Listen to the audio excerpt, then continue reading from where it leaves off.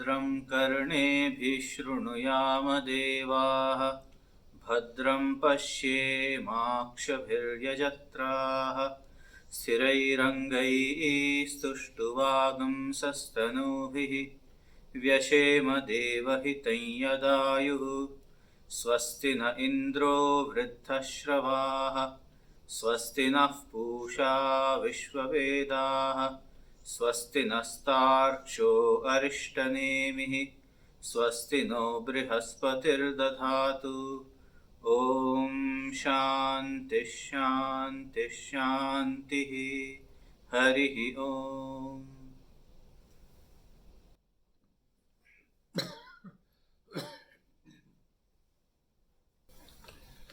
Dear friends, after a long break, because of our unforeseen circumstances created by the pandemic, we could not meet for long. And my colleagues, though I am an old fossil, but my colleagues insist that the class should continue online. So at this fossilized age of mine, and I really do not understand any kind of this media, but for the sake of serving Guru Maharaj's children, I was compelled to take this step of teaching you online, whatever it may be. Please kindly bear with me. Now, we had completed the study of the first chapter of the Mundaka Upanishad. I hope today there are a few more new students. And if I start from where I left, the new participants will be left high and dry. Therefore, I have decided, maybe to your great regret, to start from the introduction of the Mundaka Upanishad. I will not waste my time, but I'll help the newcomers to understand and appreciate the section that I've already read. In short, but I will not compromise on the basic ideas on which the Mundaka Upanishad stands. So let us start. Mundaka Upanishad. What does it mean? It is the end part of the Vedic literature. End does not mean that it is the end portion of the printed book. End here means, anta here means the climax, the supreme knowledge that the Vedas transmit to us through words. Before we go further, let us understand what important role words do play in our life. From the philosophy of grammar point of view, there are two types of grammar in our ancient language. One is Pratishaksha grammar, which is related to or on which this grammatical structure, the old Vedic literature, is created, which is absolutely Greek to us until and unless we study it absolutely from A to Z. That is Pratishaksha grammar, which we must learn to understand the ancient sector of the Vedic literature. Thereafter comes the Lokik Vyakarana, that is Panini's Vyakarana. Panini was a saint who specialized in creating the Vyakarana Shastra, the scripture which is based on grammar, which is the basis of structuring words to convey correct meaning. So that structure was created by Panini de novo, and in tune with the Pratishaksha, he didn't totally move out of it, but he structured this, and that grammar of Sanskrit language is still prevalent with us, and the modern Sanskrit also is based on this grammar.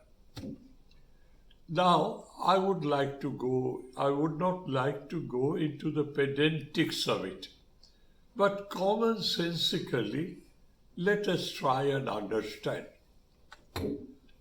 Every word which is a sound, and the sound is structured on grammatical consideration,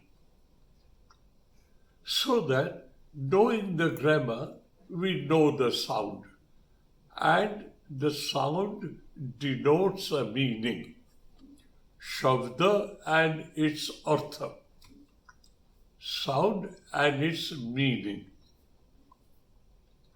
How does it happen?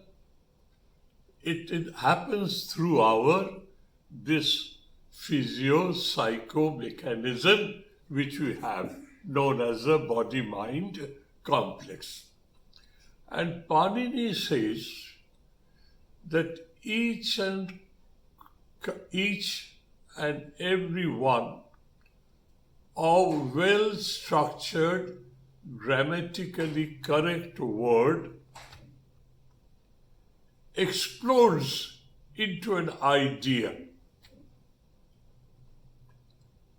And the whole world is interacting with each other by using conventionally, grammatically correct word, and this brain of ours has a capacity to convert that sound into an idea.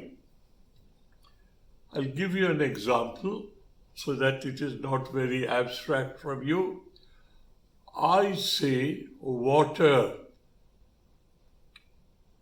We have a basic education of English grammar, English language, English vocabulary.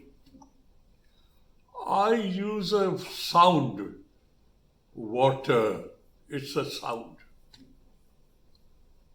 That sound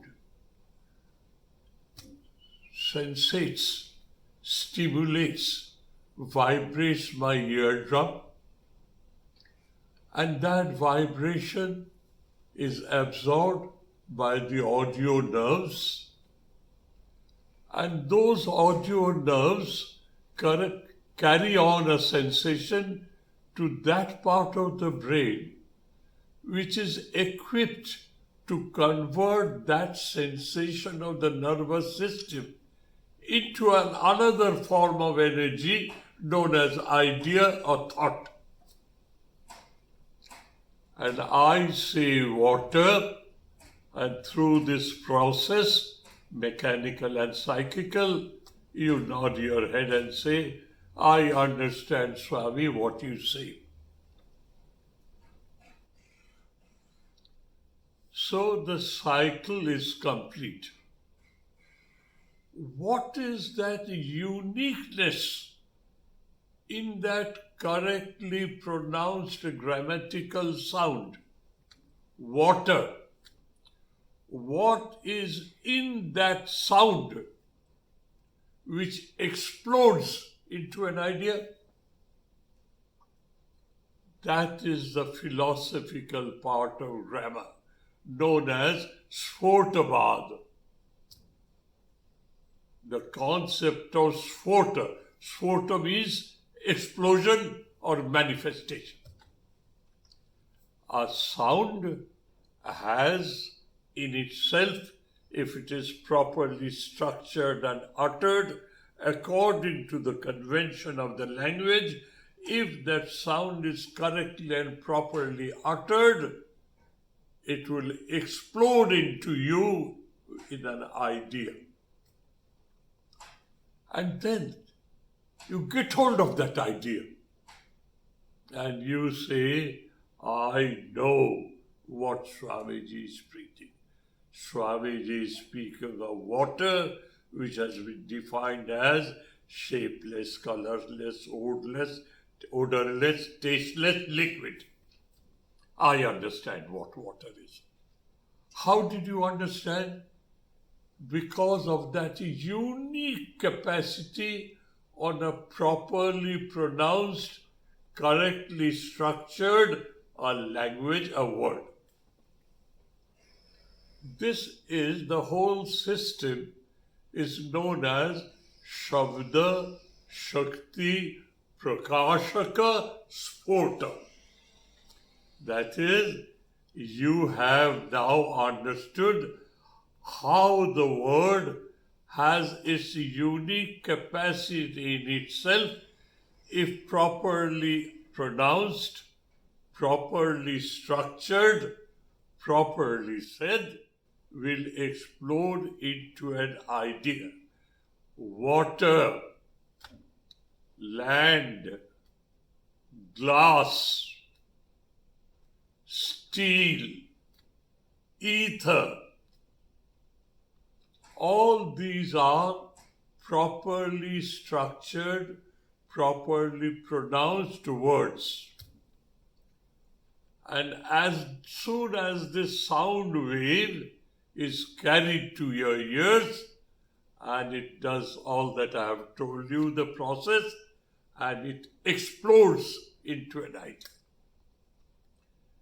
This is the unique character of correctly pronounced word or shabda.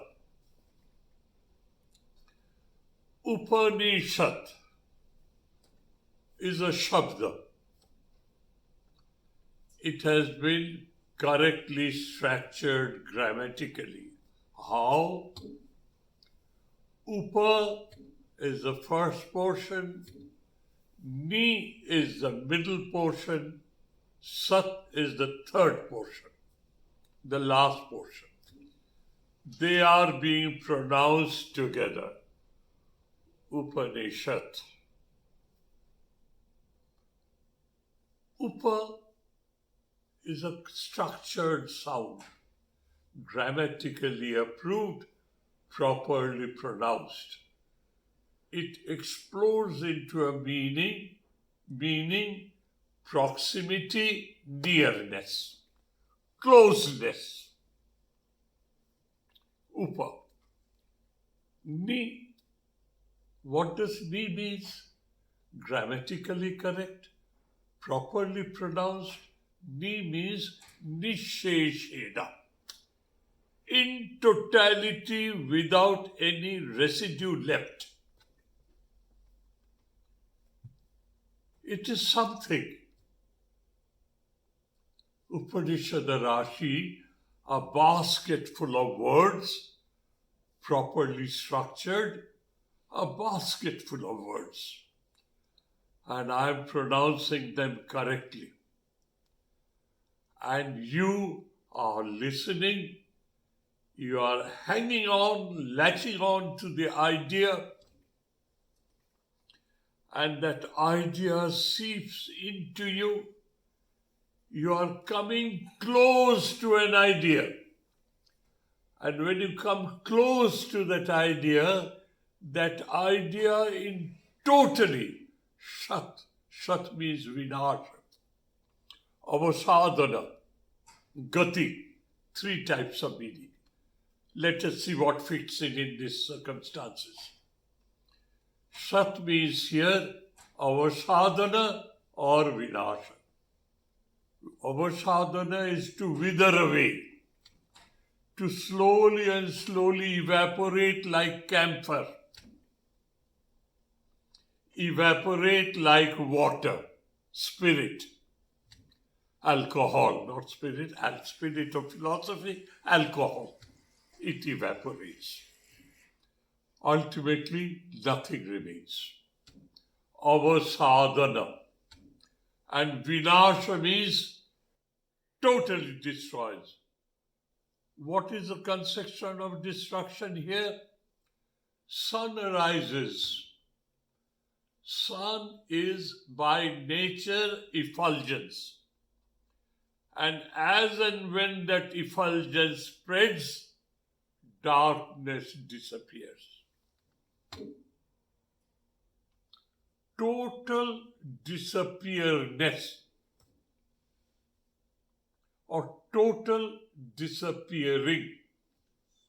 That is, Upanishada Rashi is a basket full of properly structured, grammatically arranged and organized, a basket full of words.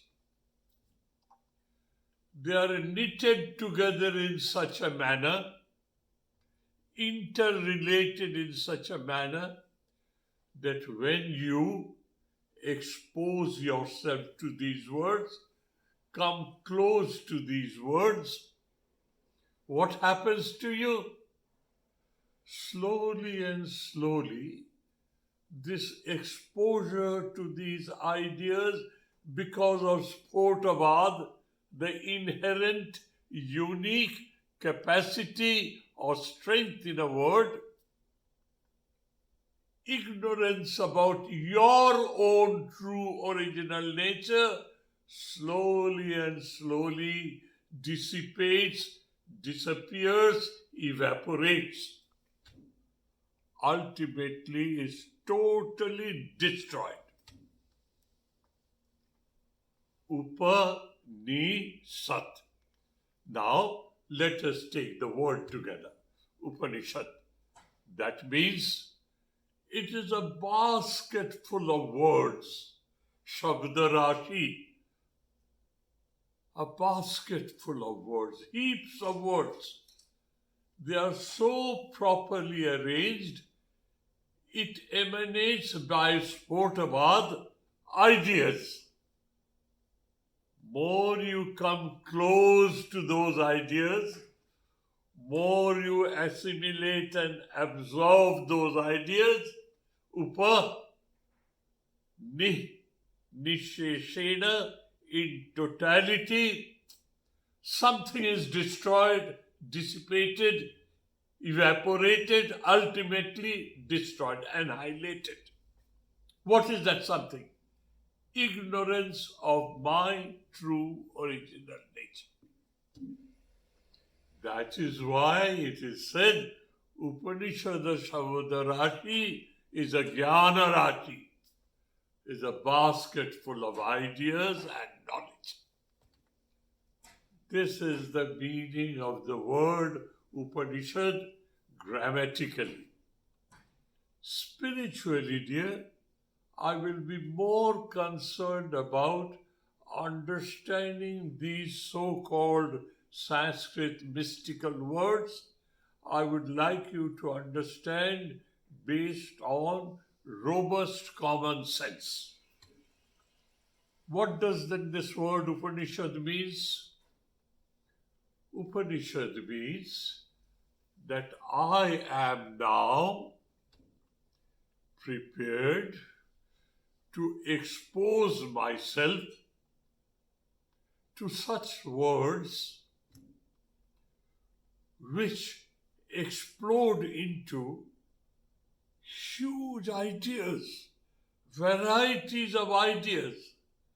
And if I assimilate it, if I absorb it, the teacher says that, look, your ignorance about yourself, answer to this perennial, pertinent question, who am I?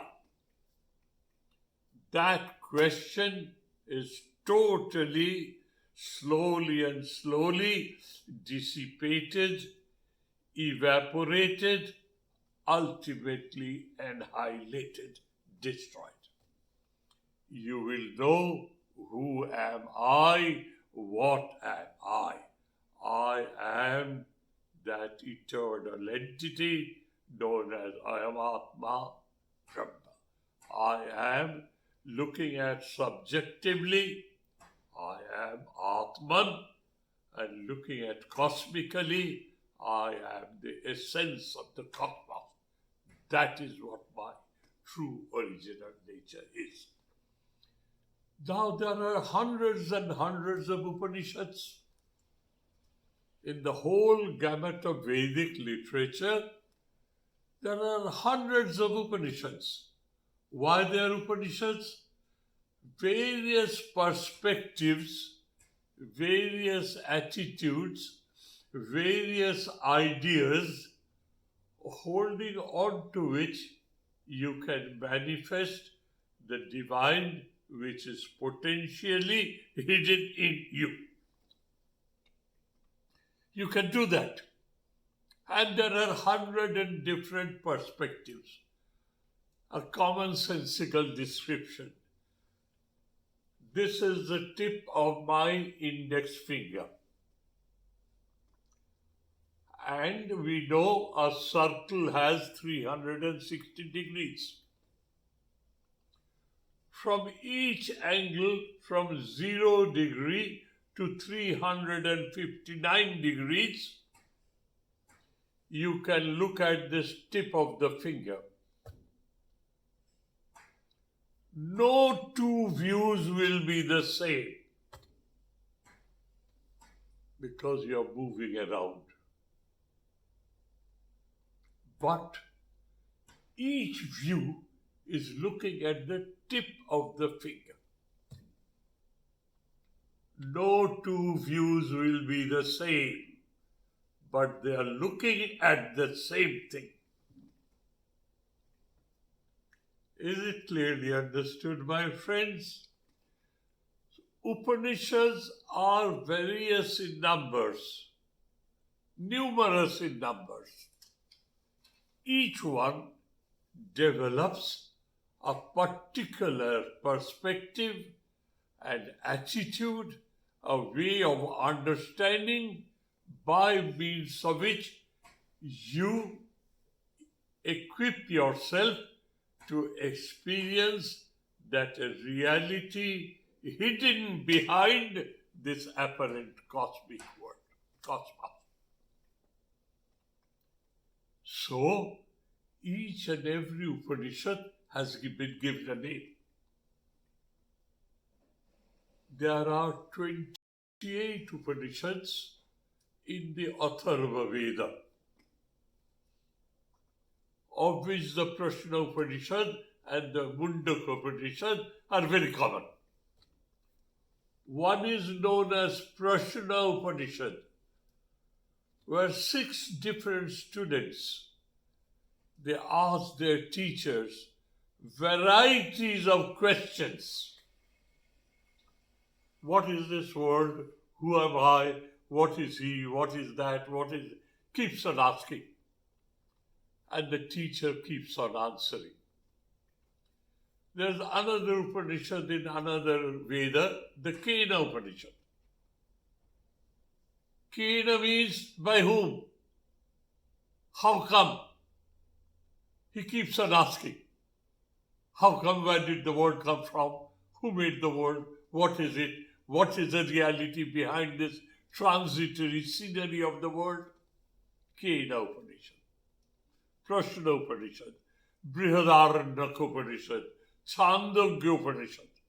Hundreds of them. All of them are Upanishads.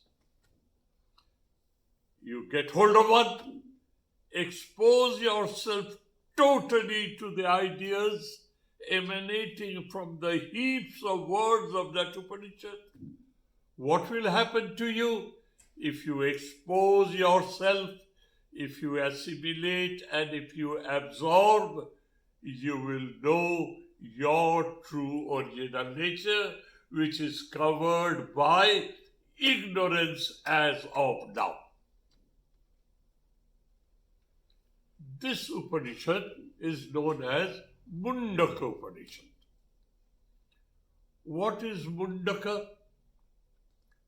Mundaka means an instrument by means of which you perform the activity known as Mundana.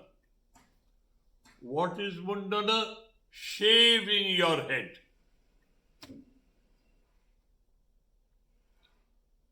Mundaka means instrument by means of which you shave. A razor. The words that convey certain ideas of this Upanishad, Shabdarashi, the ideas emanating from this Upanishad, the ideas are as sharp as a razor. Why is it compared to a razor? There are millions of hairs in my head.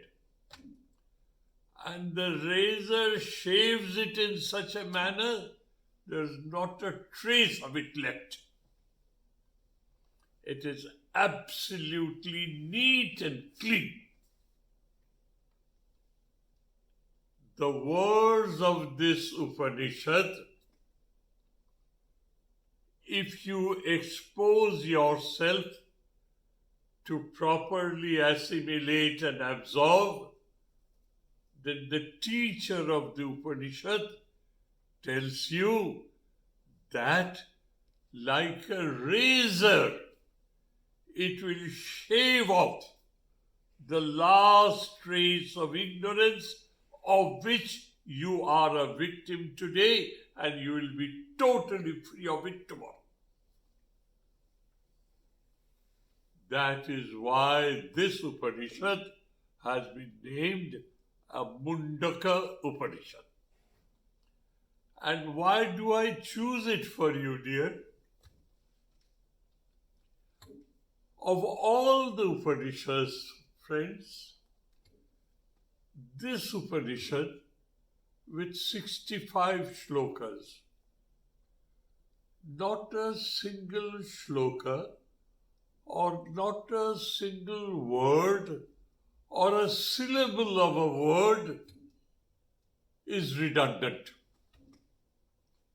Each one of them draws you to that goal, answer to that perennial question, who am I? What am I?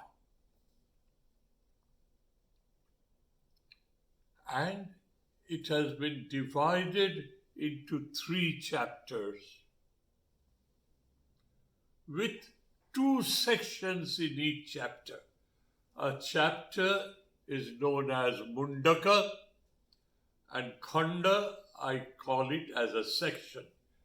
2 sections in each chapter, 3 chapters, 2 sections each. In 6 sections, 65 shlokas. The whole gamut of Indian spiritual science, how to manifest the divinity that is already within me. How to manifest that is being clearly, precisely explained as sharply as a razor with no disturbance in view, with no hair remaining. Slightest, thinnest, subtlest doubt is removed. It shaves off your doubt, your hesitancies, and you establish yourself in the glory, the majesty, the excellence of your true original nature. I am Atma, Brahma. I am the reality behind this whole cosmos, the appearance.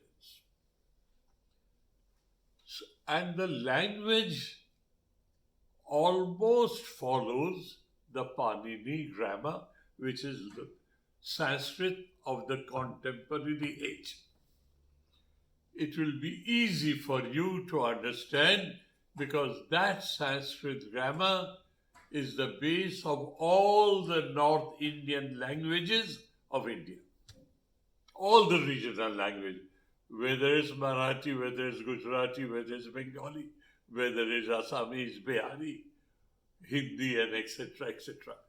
Even, dear, as a little diversion, the Urdu language, which is very, very important language as India, has half of it is Sanskrit and half of it is Farsi. It was created by an excellent, multifaceted genius from Turkey, Persia, Jalaluddin Rumi. Jalaluddin Rumi was a saint, a realized soul, a philosopher, a poet, a structural engineer, an architect, and a designer. All rolled into one. When the Mughal rulers came into India, they were all conversant with Arabic language. And India was totally Sanskritized Indian language and Tamil language. They came to the north, so they were not exposed to south before. The first was their exposure to north culture and civilization.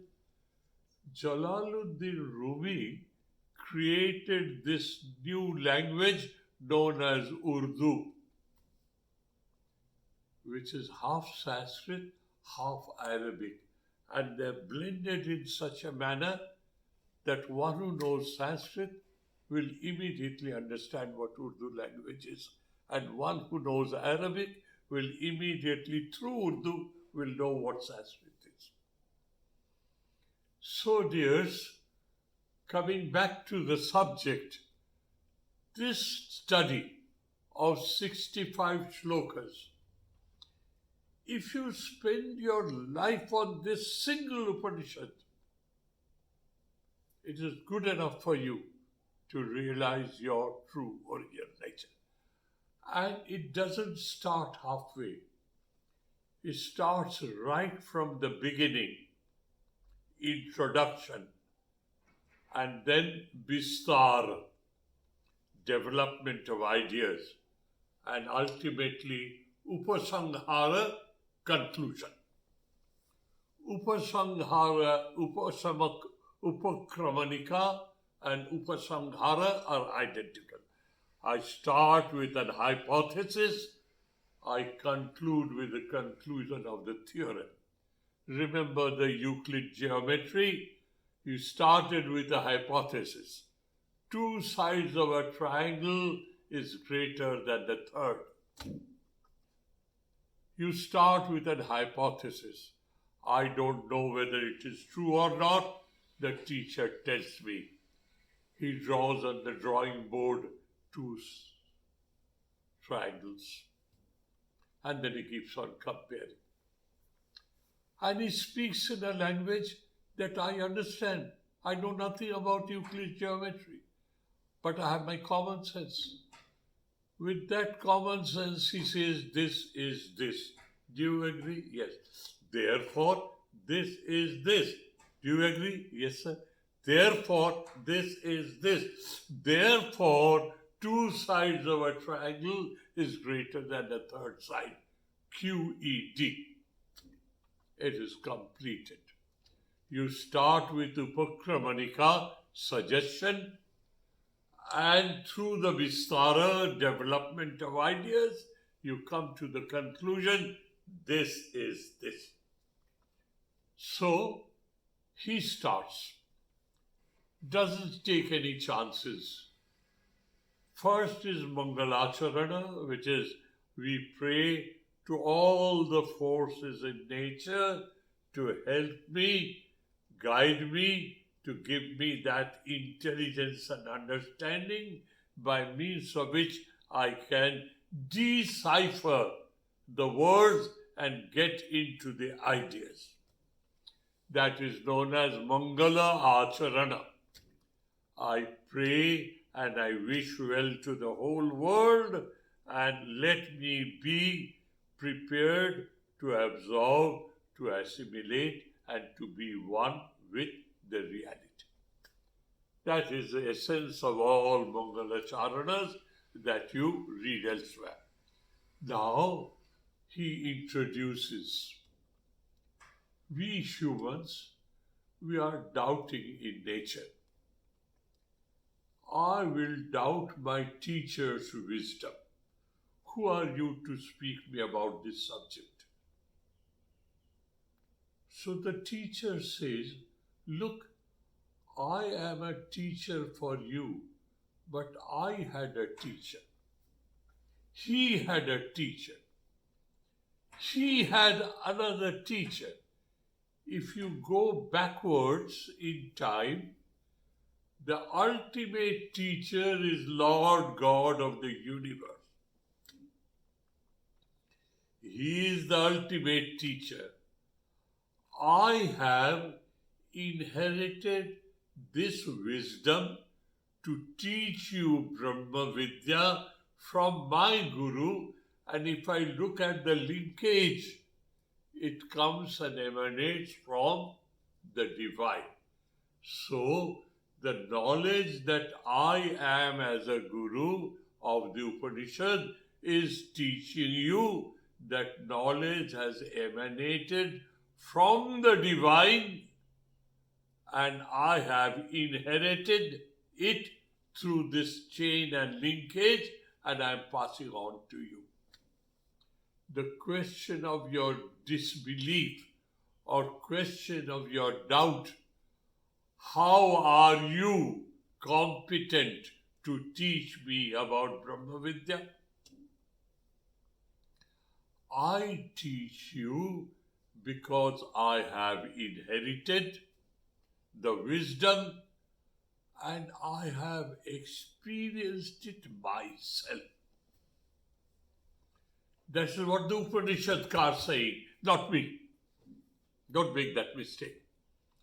The Upanishadkar, the one who has compiled this Upanishad for your benefit, he says, I have inherited that wisdom, I have absorbed that wisdom, I have realized that wisdom, and now it is my duty to distribute it amongst the desirable people. Otherwise, my wisdom goes in vain. Om Brahma Devanam Prathama Sambhapuva Vishwasya Karta Bhuvanasya Gopta Sa Brahma Vidyam Sarva Vidya Pratishtham Atharvaya Jeshta Putraya Prap. That is, out of all the devatas, Brahma was the first manifest from the unmanifested reality. That's the first. He spoke to his eldest son, Atharva Rishi, in whose name the Atharva Veda stands.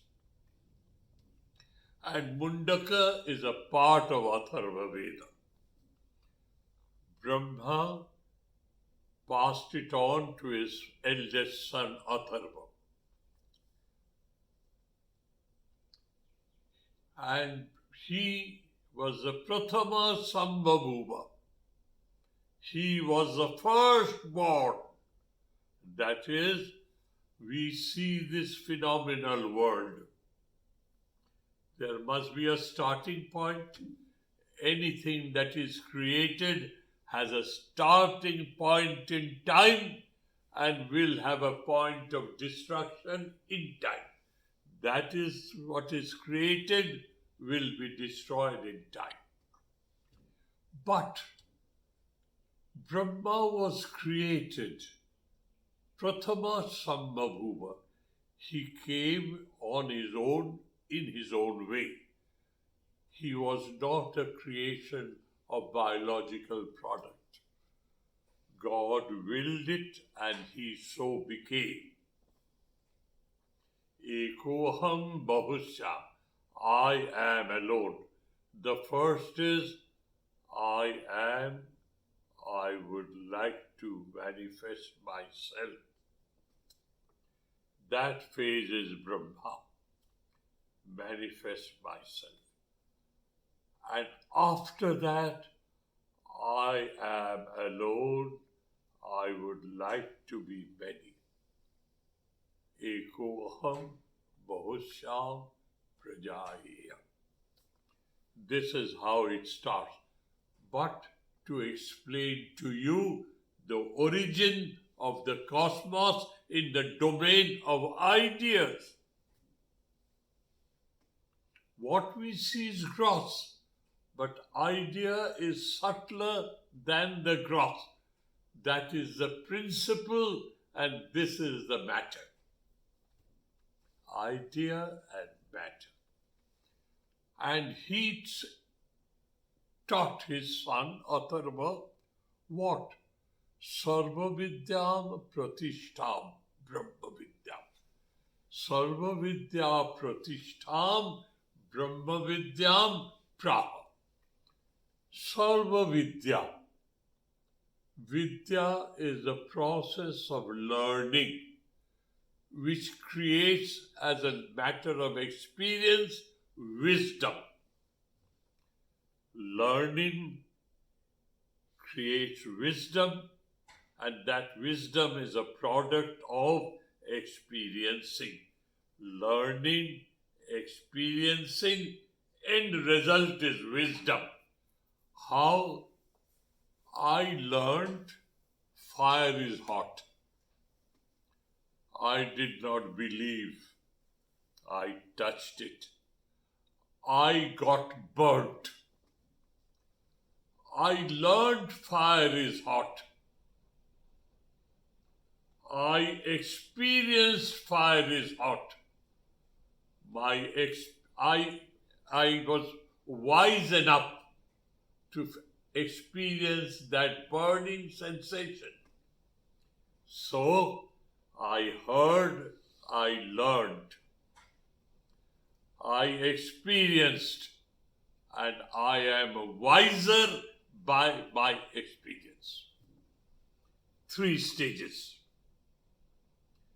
Sarva Vidya Pratishtam Brahma Vidyam Praha. I have to spend some time on this, dears, because this is the main theme.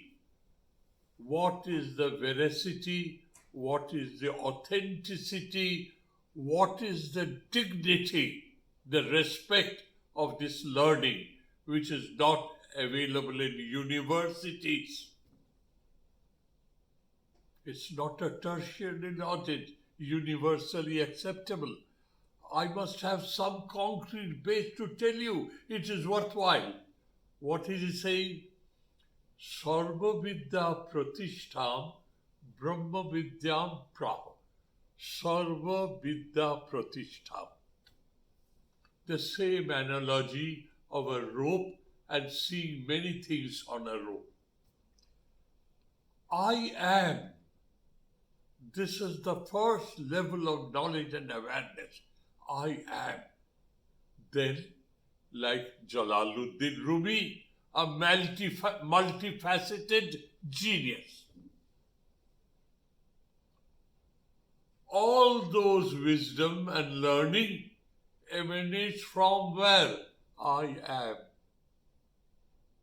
Sarva Vidya Pratishtam.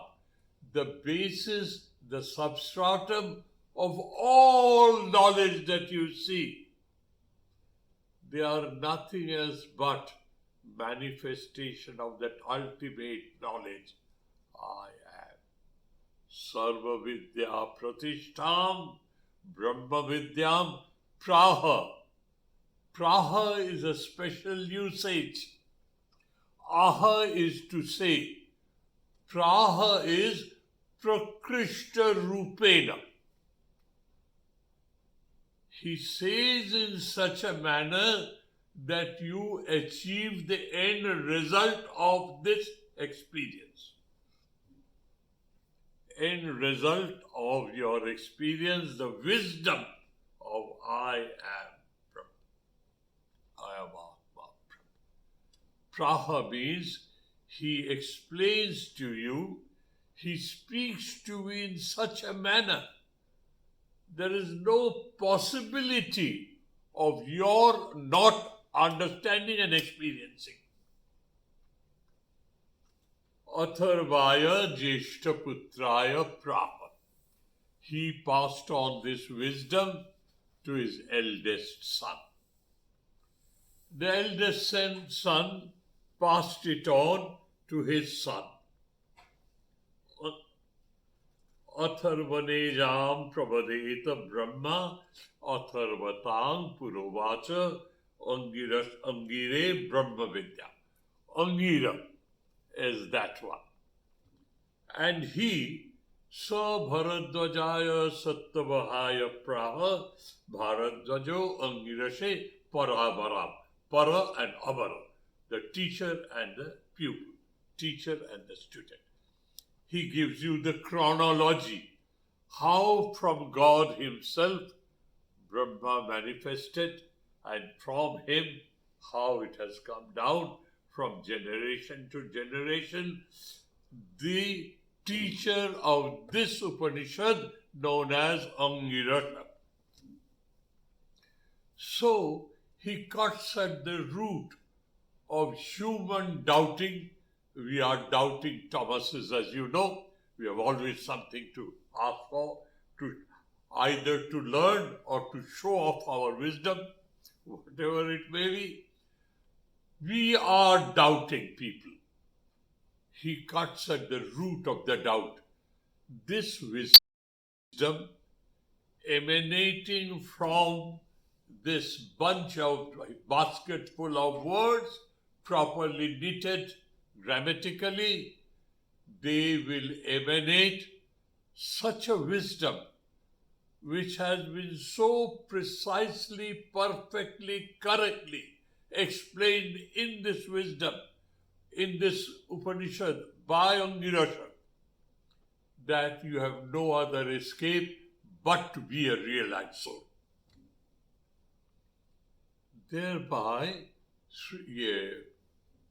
the author of the Vedas, that is God himself, assures you, if you follow them wholeheartedly, as I tell you with 5 Ds, diligently, devotedly, dedicatedly, determinedly,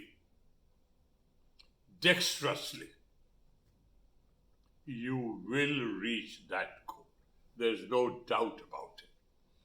This is how the Upanishad starts. Remember what the Upanishad means and remember why there should be no doubt or no hesitancy. The third shloka. I will read a few of them, then I will jump over. Now, there was a gentleman in that time society, was Angirasha, was alive, the rishi, who stayed outside the village, outside the habitation, in a small hermitage of its own, left to himself and his man-making, character-building ideas, absolutely immersed in the reality behind the appearance. In that habitation, one extremely successful man, successful from the worldly point of view, Mahashala Saunaka. Saunaka was that person's name. He is Mahashala. What does it mean, Mahashala? A man of multiple achievements and successes of human life, worldly speaking. Worldly speaking. Wealthy, well-renowned, well-reputed, well-respected, very dignified, revered He's at the top of the world from the worldly point of view. Mahashala. In one word, an highly respected, enlightened person who has been successful in all avenues of worldly life.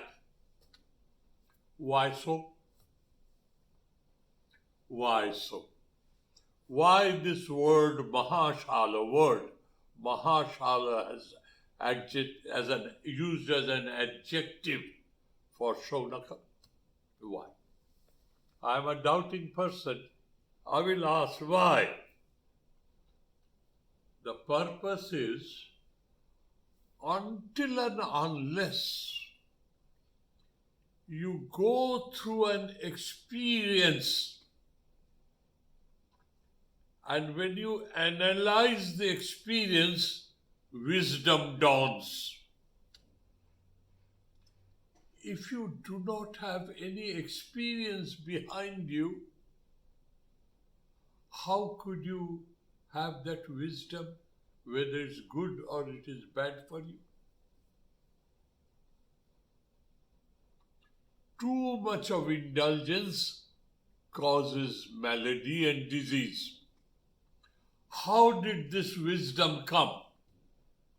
A person has indulged himself too much and he is paying the price of it, and he has the wisdom to say too much of indulgence is a cause of physical and emotional misery.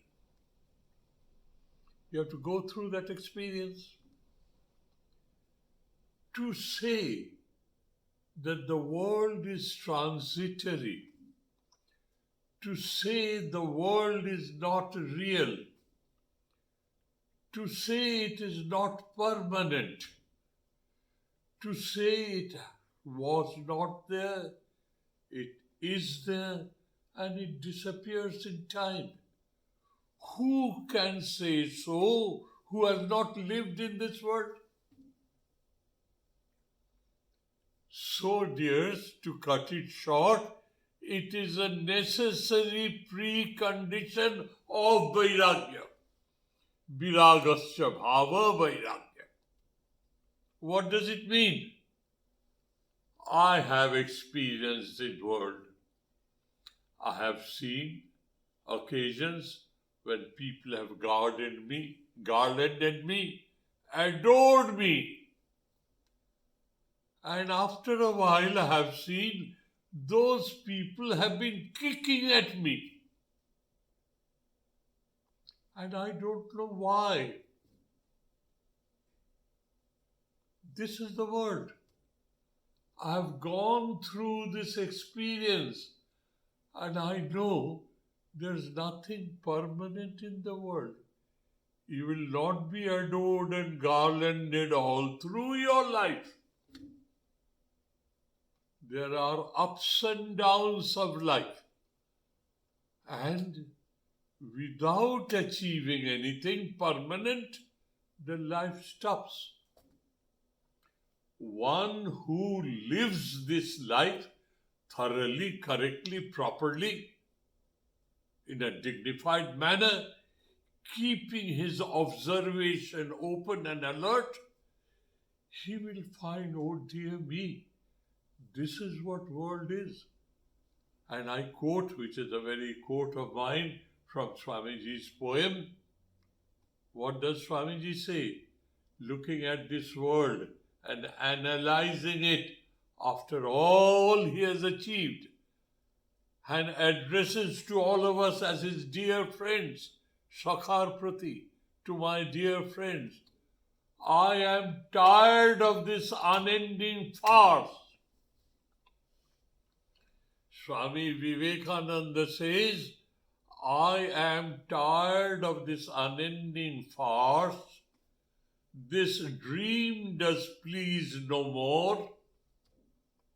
This ever running, never reaching, nor even a distant glimpse of shore. An observer's analysis of the nature of this world. The world promises you everything under the sun, and the world has no capacity to live up to that promise. It's an unending farce. Until and unless you go through this experience, how can you say enough is enough? Alam pratyayavan. Enough is enough. Literal translation of these two words. Alam, enough. Pratyayavan, conviction. Enough is enough. I've had a stomach full. I have a belly full. I'm up to my neck. I don't want it anymore. So Mahashala is required to develop para-vairagya. Viragasya bhava vairagya. What does it mean? The attachment which binds me with this, that attachment is removed. The world remains. It plays all its games on me.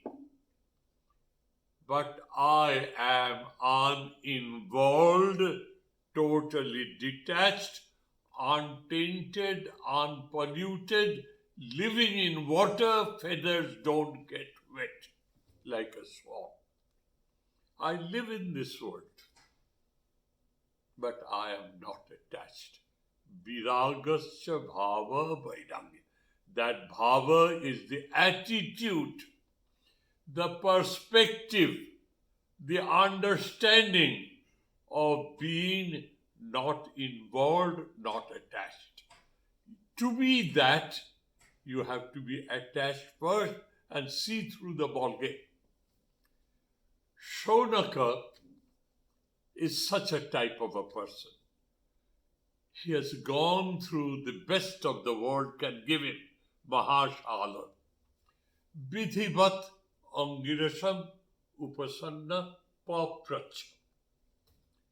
Vidhivat, in a due manner. What is that manner, dear? Hi, Guru, could you tell me what Brahmajnana is? You are going to the Guru to ask him, hi, could you? And you go with absolute humility and modesty, because humility and modesty is a language of absorbability and acceptability. Acceptance and absorption. Sri Ramakrishna used to say, when there is a heavy rain, water will not hold on the top of the hill. Water will climb down the hillside and will accumulate in a low land to make a lake. God's compassion is always flowing by rain, like rain. If you are humble, if you are modest, if your ego is not putting up like a sore thumb, all that mercy and aid will be out there. Humility and modesty is a sure sign of absorbability and acceptance. Acceptance first, absorption second. Vidhivat means his attitude is such that his body language shows that he is humble, he is modest, and he is prepared to absorb the wisdom that comes out from a realized soul. Vidhivat angirasam upasandya reaches him. Papracha. Pracha means to ask. Papracha means he asks with diligence, a great desire to learn. This is what the third shloka is. What does he ask? Kasminnu bhagavo vigyate Sarvamidam vijñātam bhavati. Is there, my Lord, dear Lord, my reverend, venerable Guru, is there anything in this world, dear, having known which, having experienced which, having developed that wisdom which is generated by experience, nothing else remains to be known. I will be poised in the majesty, the excellence, the regality of my true original being. Do you know anything about it, sir? And if you do, would you kindly pass it on to me correctly, properly, and thoroughly? This is, dear, how the Upanishad starts. Mundaka Upanishad starts. So, the climax is, the conclusion is, the source of this wisdom comes from Lord God of the universe, Brahma, the first manifest of the unmanifested Absolute, who willed it to be He. Parama Ishvara, the Supreme Lord God of the universe. Wisdom has come out of Him and handed over generation to generation to Angirasa. About 3,500 to 4,000 years before us, about 1,500 to 200 before Christ, 2,000 before Christ. That is what the academicians say. 4,000 years ago, say, just for hypothesis. At that time, society, Saunaka was a successful man from the worldly point of view, with all branches of success that is available to a worldly man. Mahashada. He has heard, because the society at that time did not discuss politics all the time or the share market value all the time. At that time, the society was always thinking about these noble man-making, character-building ideas. And that was supported by the society. That is why all the saints and seers were given a lodgment at the corner of a village. The village inspired itself by his presence. Angirasa, a knower of the self, a rishi in his own right, was living there. Saunaka heard. He goes to him and he asks his question. Sir, is there anything, dear Lord, my revered teacher, is there anything knowing which all else remains known? There is no incentive left in me to know the world. I have known what is worth being knowing. This is how he starts his journey. And the teacher says, yes, dear, I will tell you. There are two branches of knowing. Vidya, not so sublime, that is tertiary education, bequeathed by the universities and educational institutions world over, regarding the external nature and the forces at play. And there is a supreme knowledge by means of which you be and become, you evolve from an ordinary human being to the divine. Jaya tadaksharam adhigamyate. Well, I'll take it up next time. So, dears, every Saturday at 11 o'clock, I will study the Upanishads with you, and every Sunday at 9:30, I will study the Bhagavad Gita with you. You are most welcome, and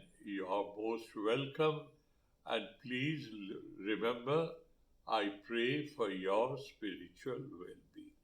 Thank you. ॐ शान्तिः शान्तिः शान्तिः हरिः ॐ तत्सत् श्रीरामकृष्णार्पणमस्तु।